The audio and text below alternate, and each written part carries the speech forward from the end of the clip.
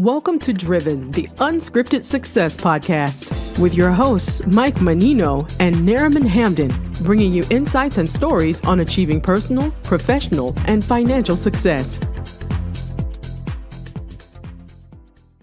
Hi, everybody, and welcome to Driven, Unscripted Success podcast. Today on the podcast, we're interviewing professionals who share their experience with you, the audience, on how they got to where they're at today.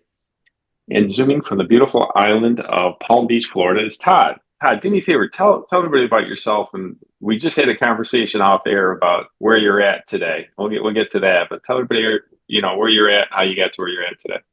Yeah, thanks, Michael, first of all, for having me on. I really, really appreciate it.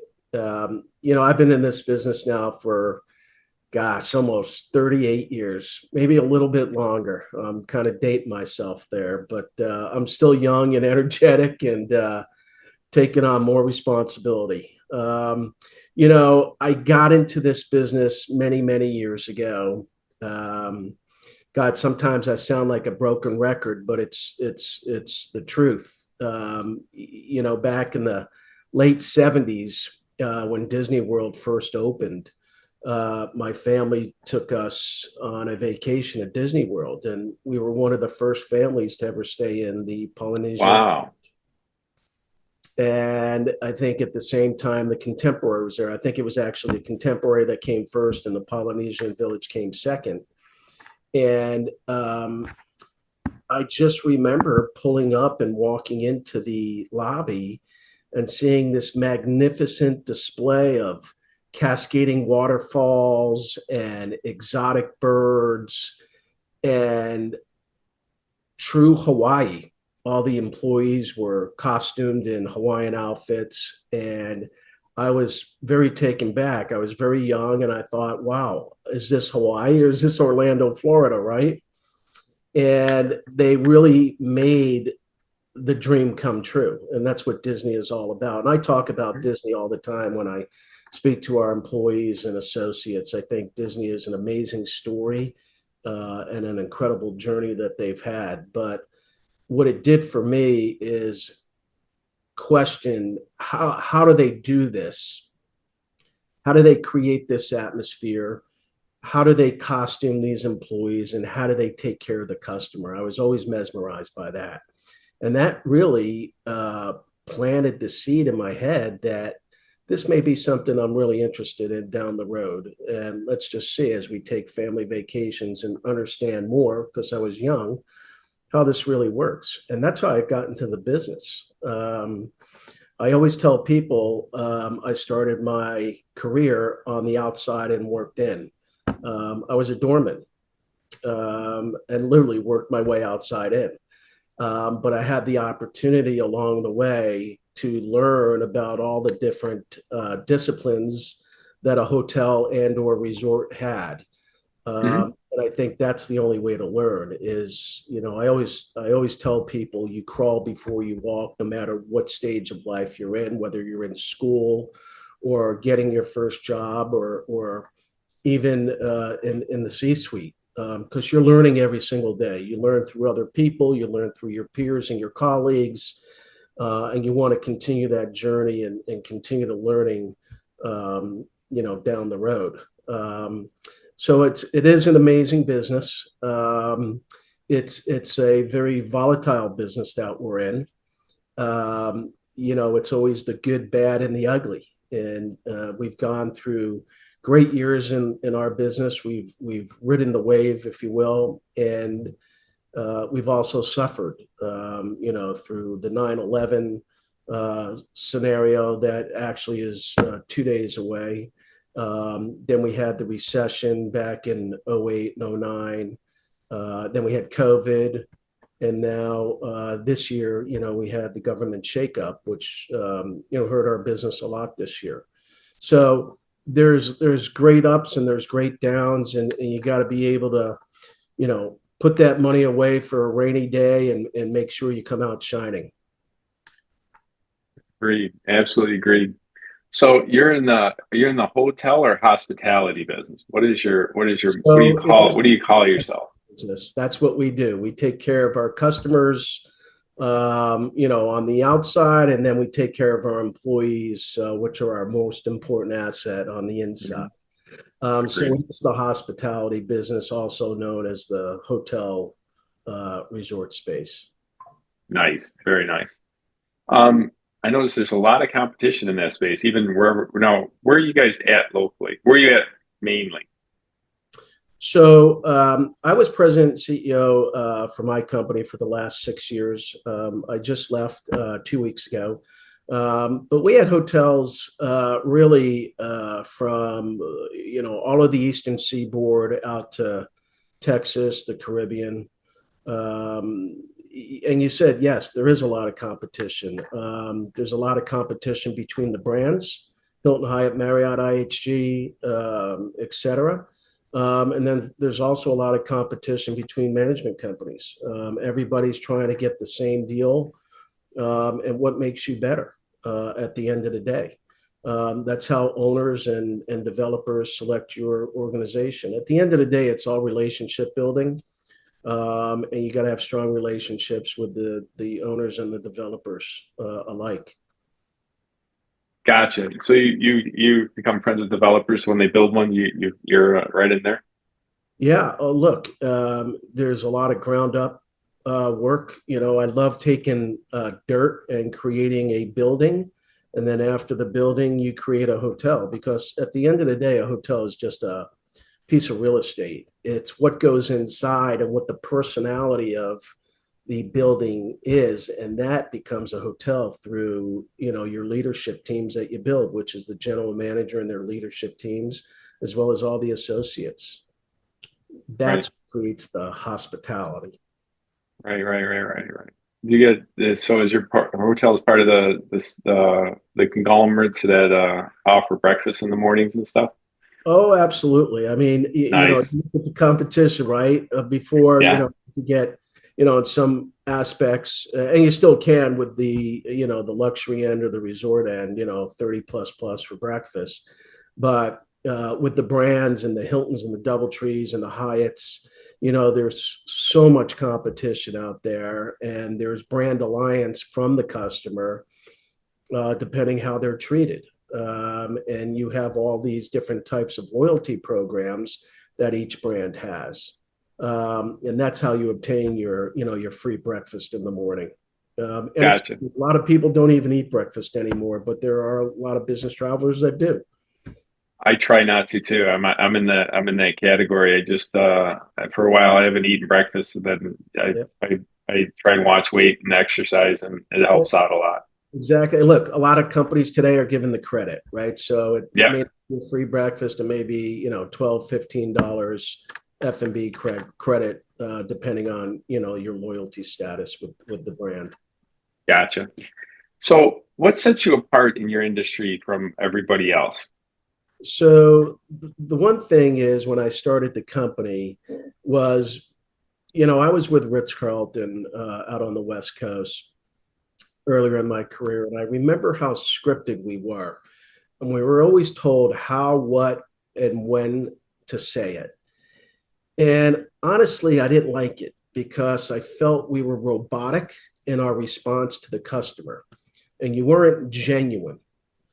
Today, what I preach is unscripted hospitality. Unscripted is making sure you have the right selection process in place, making sure you have the right person in place that you're selecting, and make sure they have, number one, the passion to work with the employee base, as well as your guest and customer base, and have that passion and create the hospitality, bring it out from them, train and develop them, and then teach them for the skill. It's always better, I believe, in some instances, not all, to have somebody that's not in our business, that has passion for people and want to serve and want to get into our business, and then train them from the ground up so they learn the right way, and they don't bring any bad habits in. So it's really about the unscripted space, and creating and telling the story of our customers that come in and celebrate them, whether it's a birthday, anniversary, engagement, weekend away for a couple and make it special, or take a business traveler, understanding, who his family may be and having a picture frame of his family when he gets into the room on the nightstand. It's those small touches that go a very, very long way. Or I'll give you an instance. Car pulls up and there may be a Diet Coke in the cup holder. Well, 5 hours, 4 hours later, when they come back to the room from dinner, there may be, a 6-pack of Diet Coke. It's understanding the customer, what they like, what they don't like, and having a keen eye on how they, go through the hotel and what their experiences are. And taking note of that and then putting it into the system and making sure they have what they've seen before. And it's amazing how shocked your customer is by seeing those small touches. I mean, honestly, what's Diet Coke cost you? Nothing, right? Bottle Yeah, of nominal under 50 cents a can. Nothing. So that creates loyalty in the independent space. And I always tell people, service costs nothing. So there's no reason why from an independent luxury lifestyle hotel, you have great service. There's no reason why a DoubleTree or a Hilton can't do that as well, because it costs nothing to do. But it is training, it is development, it is understanding your employee base, and more importantly, understanding your customers and what they want, what they expect to have in a hotel. Because at the end of the day, your business travelers on the road 4 days a week. They're on the road every week. They're road warriors, and they want to be taken care of, and they want to feel like home. Agreed. You mentioned DoubleTree, and I compete in the U.S. Open martial arts every year, and there's a DoubleTree in Orlando that I go to every time. And I know this is going to sound stupid to most people out there, but I think you'll understand this and appreciate it. The DoubleTree in Orlando gives these cookies away, these homemade cookies. Yeah, you're laughing because you know exactly what I'm going to say. And it's the stupidest thing on the planet, but I'm telling you, I love the cookies. I stay there every time. I was driving back from Florida, me and one of my partners in business, we do multifamily, wanted to take off somewhere, and I go, where are we at? He goes, Orlando. I go, I know where we're going. And they do give a good deal. I mean, I think it's $120 a night for the weekdays, and in Orlando, that's pretty damn good. And it all boils down, I hate to say it, all boils down to the cookies. They hooked me with a cookie. So DoubleTree created the brand around the cookie, the chocolate chip cookie. Really?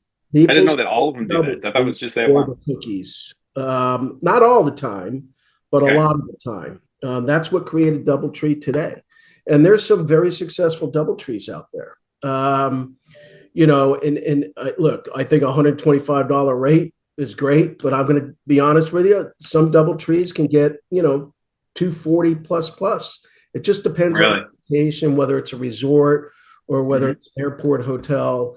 It all depends. But at the end of the day, you still have to have the customer service no matter what. Absolutely. I agree with that wholeheartedly. The customers, am I wrong by saying customer service will destroy a hotel faster than anything else? That's right. And that's why responding to your guest comments where they post on Expedia or TripAdvisor or whatever social media platform there is, you got to respond to the customer all the time. Because if you don't respond today, your placement on OTAs, for example, Expedia, if you don't respond and you have bad reviews, your ranking shrinks, and you always want to be in that top first page all the time. Because what is ODAs you said? What's that? What are the ODAs that you said? OTAs, online travel agencies. OTAs. Which is Expedia, Hotel.com, Booking.com, Trivago, etc. Gotcha. Makes sense. So what is one of the biggest challenges you had to overcome in your career? That's a really good question. I think, I lived in the Caribbean for many years. And I went down to the Caribbean with a plan. And the plan was I was newly married at the time, no kids. And the Caribbean gave us the opportunity to live in, save a lot of money, and then come back to the United States and be able to buy a beautiful home. And that's what the plan was, and that's what we did. But I think living in the Caribbean was probably my toughest assignment ever. And I had the opportunity to work in many different islands in the Caribbean. And, first of all, you're a minority down there. That's number one. And number two, it's very, very strong union in almost every single island there is. So that Really? I didn't think there's unions in the islands. Yeah. I always tell people, they said, "Oh, wow, the Caribbean." I'm like, yeah, well, it's not what the postcard says. The pictures are beautiful, but it's not what the postcard says. It is the toughest job I've ever had. And here's the reason why. Okay. Number one, you had to be hands-on. That's number one. So you had to really understand every single department in a hotel, which that wasn't really the challenge for me. The challenge is learning everyone else's culture, because I don't care if you're living in Latin America, Central America, Asia, Europe, everyone's culture is different. Everyone talks differently. Different words have different meanings. So if you say something in English, well, it may not be proper in their language. So exactly, that could create a lot of issues. So it's a lot of listening. It's a lot of learning. It's about understanding the culture, the food, their heritage, their religion, what they believe in.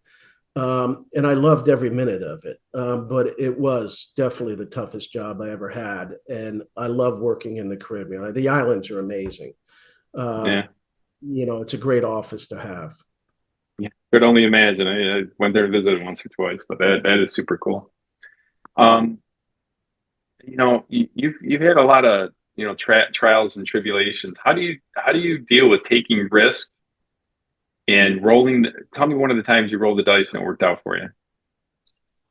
That's a good question. I'd say, well, when you're a GM or managing director, I think you have to be able to take risks in your operation, understanding that if the risk goes the wrong way, that you're responsible for it.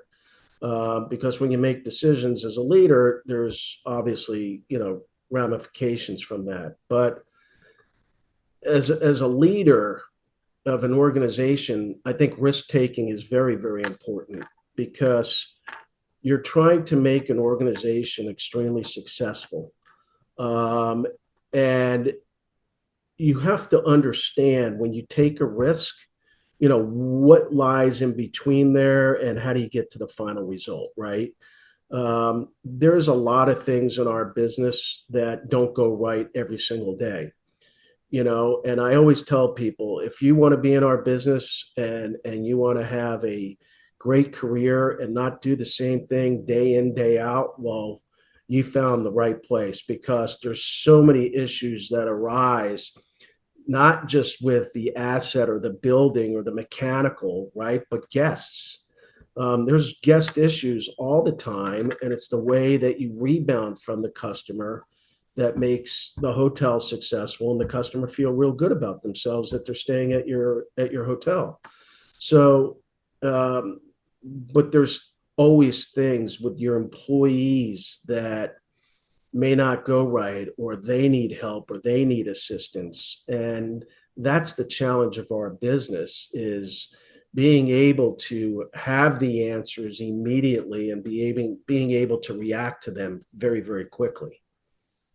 Gotcha. That is really key, because if you take care of your customers, your customers take care of you. That's right. So, has there been any books or podcasts or something that really changed your outlook or your approach? I was on a podcast just last week, and they asked, what was the last book you read? And I read a book, and I told him I read a book by Jesse Cole. I don't know if you heard of his name. He owns the Savannah Bananas. It's a baseball team. If you haven't heard of them, Google them when we hang up this afternoon. His story is incredible. He's a marketing genius. That's what he did. He basically took a old baseball stadium that was maybe 100 years old in Savannah, Georgia, didn't refurbish it, but had a dream of creating a baseball team, almost like the Harlem Globetrotters in basketball, but this was baseball. And nobody would believe him, and they didn't like his story, but he was driven. He lost everything. They sold their house. Him and his wife lived on a mattress in a room, eating ramen noodles.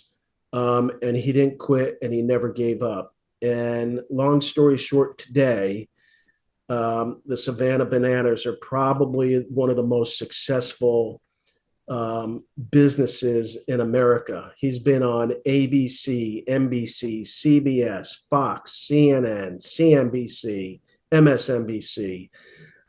They sell out football stadiums of 75,000, 65,000 fans a night. They're on ESPN every Saturday.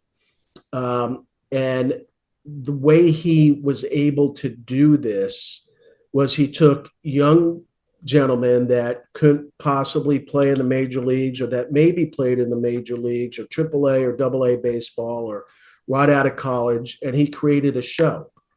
And it's a huge production. And the tickets are very inexpensive. The food is very inexpensive. And he created an entertainment value for the entire family. And is amazing. He gets everybody involved. The fans, the players love it. There's acrobatics, there's dancing, there's fireworks shows, there's and by the way, every game is different. So they have production meetings prior to the game, and they change their skits. And I didn't realize, but a lot of these ball players are actually really talented, but it's a fun ball players are talented with entertaining. Yeah. Well, he's a marketer, and having marketing today is so important for an organization. Digital marketing, that what he did is just fantastic. Anyway, he wrote a book, and he speaks. He's a big lecturer. He goes to a lot of meetings. I actually saw him at a meeting last March at one of our conferences, and he talks about how he did it and what he does to create the magic on the field. And I take that and I listen and I read, and you create the magic in your hotel. Right. Having different programs and different activities for the customer, right? You want to give the customer a great experience. It's not just a clean room and the service. It's all about, the food and beverage experience, the spa experience, the golf experience. The cookies. Those cookies are expensive. I go for 4 at a time. They come in there, they know me now. They're like, "Oh, you here? Just take those. Don't come back for another couple hours."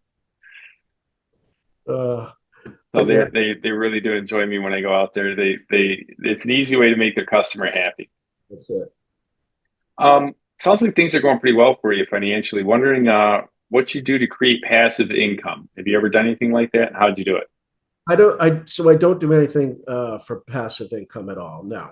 No businesses on the side. You can't do that in our business. Our business is 7 days a week, 365 days a year.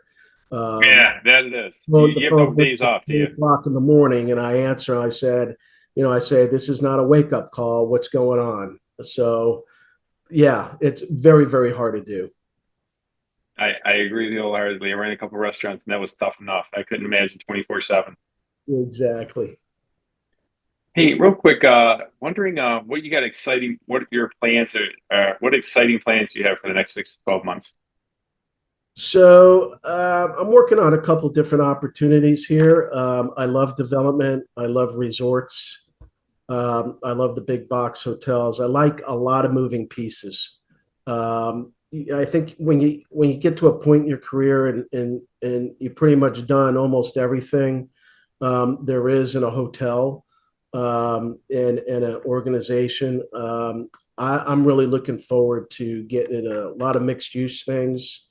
mixed-use opportunities, combining, a hotel with athletics, I think is really important, and having that mixed use surrounding around you, whether it's college, NFL, Major League Baseball, Major League Soccer, for that matter. Soccer's taken off in the United States, and certainly college areas. College towns are recession proof. Mm-hmm. Agreed wholeheartedly. Listen, Todd, thank you very much for being on the show. We really do appreciate it. You've got a lot of wealth of insight of what concierge service is. It concierge service? What's the best way to describe what you do? The higher end. So I would say, my like the unscripted part too. We had a lot of mixed things, right? So we had the independent lifestyle hotels, and then we had hotels. And then obviously the resort pieces. My background really is big box resorts, independence, a lot of big independent space. I'm not a big brand person, to be honest. Really, I like the independent space. The independent space creates the hotelier. The hotelier has to have the experience to create the magic and to create the programming that goes along with a luxury hotel. That's so gotcha. In the younger generation today, this is what they want. They think they have the passive income, right, or the discretional income to go and away for a weekend and spend $1,500 a night on a hotel room, and then an $800 dinner. Well, you gotta create that magic for them. Right. Really important. Awesome. Well, listen, thanks again. Wondering if somebody want to get in touch with you, how would they do that?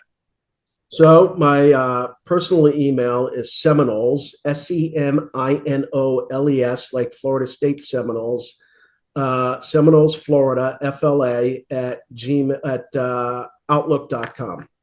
Yeah, outlook.com. Awesome. Well, listen, man, I can't thank you enough. That was awesome, and thanks for sharing your insights. Do appreciate it. Thanks, Michael. Really appreciate your time too. All right. And anybody else listen to the podcast, do me a favor and like and subscribe and ask any questions you want in the comments below. We'd love to answer. Thank you very much. Appreciate you.